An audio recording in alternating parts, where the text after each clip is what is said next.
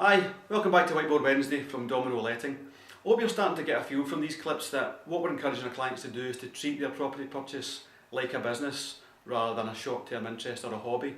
And in any business you've got upfront costs and you've got ongoing costs, and that's what we're going to cover today: the cost going into buying the property and the cost through the life of the property.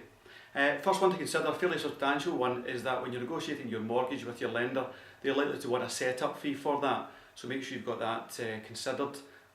Secondly, look at your lawyer and conveyancing, the land registry and the stamp duty side of things.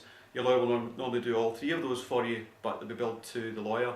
So the lawyer's cost themselves, then the cost to register you as the owner of the property, and then the costs of any stamp duty on the property, if there are any, if it's above £125,000 at the moment.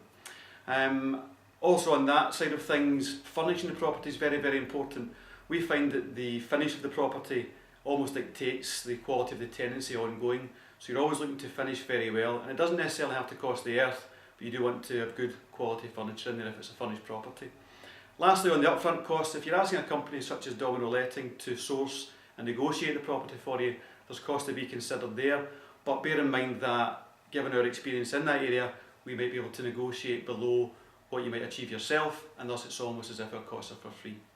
Then if we look at the ongoing costs of the property, first thing to look at is the factors fee. So if there's any common grounds, any shared parts within the building or grounds, that's normally factored either by the building itself or by an independent company.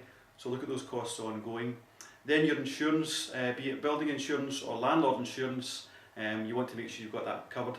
Also make sure that you don't double insure yourself. Sometimes the factors include the building insurance in their fees, and if that's the case, you don't need the building insurance, you just need your landlord's insurance.